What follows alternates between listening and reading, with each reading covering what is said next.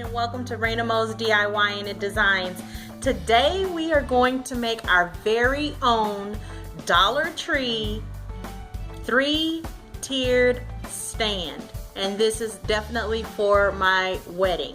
So if this is something that seems like it will interest you, please keep watching. This is definitely Dollar Tree inspired, but obviously there's going to be a blingified twist. So what I've done is gone to my local Dollar Tree, which was months ago, and I picked up their cake plate that they have that's really cute, has scalloped edges.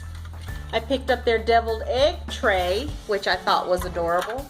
And then they have this particular very wide platter. And if you notice, to the center of all of these, they have a marking here, which is what I'm going to use. Make it after I make sure that they're centered. I checked the cake plate already, but I'll check the rest. But all of them have that little dot in the center. Okay, so that makes it easy for us, but you always want to double check. So like I said, I've already double checked this one, and off camera I'll double check these. So these are the platters that I'm going to need, as well as my soldering iron. And on Amazon I found these cake stand supports that I ordered, and they come 5 to a pack. So, well, 5 to an order. So these are all of the pieces that I need to make this beautiful cake stand, and I really like the way that it has the scalloped edge in the top of it. That's really pretty. And they had them obviously in silver and gold. You know your girl had to get both. So I'm going to be doing the round 3-tiered tray, and then I will also be doing an oval 2-tiered tray, because I couldn't find a smaller oval tray that would go well with this. I did find one that's deeper and it's a little bit shorter, but because it's so deep it looks too huge and it would throw off the symmetry of this particular DIY, so I'm not going to do that. But here is the gold. It's kind of a brassy gold, but it's still pretty. So I'm going to set this one back over to the side, and we're going to work on our round 3-tier stand. So all I'm going to do is plug up our soldering iron, and then when I come back I'll show you how we do this particular tutorial. Okay, so I've already gone ahead, I've checked to make sure that all 3 of them are centered now. I've plugged up my soldering iron, and before I get started I wanted to just put this disclaimer out there. A soldering iron is meant to be used with a metal product that's called solder. It looks like a wire, and it's used to fuse things together. It was not designed to be used with plastic, okay? So I am being a bad nurse, and I am using the wrong tool for the right job, but that's because this is the tool that will best do this job seamlessly. If I use a drill, I take a chance of cracking the plastic. So the soldering iron is going to burn through it. Now I must tell you this, if you choose to use a soldering iron to do this particular tutorial, which I got at Harbor Freight for like $2 or $3, real cheap, you need to wear a mask. You need to do this in a well-ventilated area. You need to do as I say and not as I do. And I'm pretty sure you've heard this before from your mom or your grandma or your nana, but I'm telling you, please do as I say, not as I do. You know, we have good ventilation here in the house. I'm in a big open room, but if you can do it outside, it's best for you to go ahead and do that. Okay, so as you can see, here is the center of the plate. So I'm going to take the soldering iron, and since it's heated up, I'm going to go straight down, and it's going to burn a hole right into the center. Okay, I went straight down and straight through. And to make sure, I'm doing the same thing on the back side, and it did. It went all the way down, it went all the way through. Okay, So now I'm placing that. There's supposed to be a stand for this.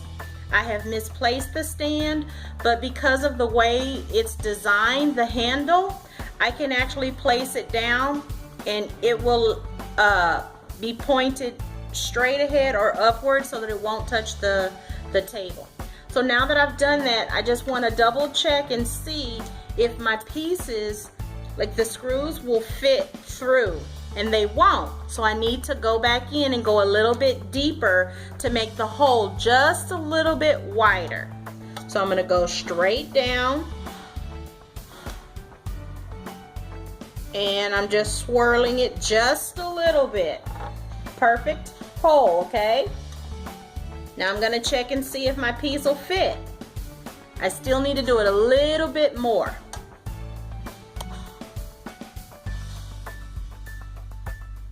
And I'm just swirling, swirling, swirling, swirling little circles. Pulling it off and checking. And now it will fit, okay? So I'm going to go ahead and do the same thing to my other two platters, and when I come back, I'll show you what it looks like. Okay, so now I have holes in the bottom of all of my trays, and that's because it's time to assemble. I'm going to start on the bottom. In your package you get one screw, but there's screws on the ends of the supports. So on the bottom you want to take your one washer, which is metal, and then you have several of these white plastic ones that are hard, and I'm going to put it both with the washer there and then the white little cushion. I'm going to place that on the bottom of my screw and start at the bottom of the vessel, okay, of our platter. Next, I'm going to place another plastic washer, basically that's what this is, and I'm going to take my piece and I'm going to screw it down.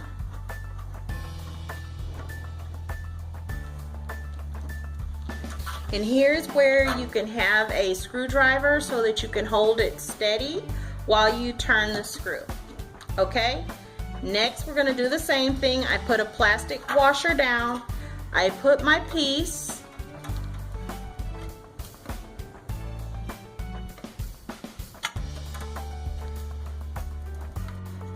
And so I'm just screwing this one down because it's real snug. And now I'm going to place another plastic washer, screw the next support,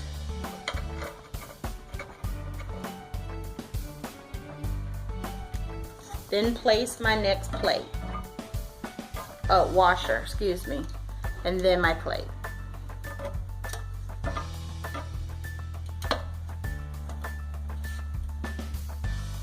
Be careful when you're creating, because you can make the hole perfect and then when it cools the plastic kind of goes back over what you just worked.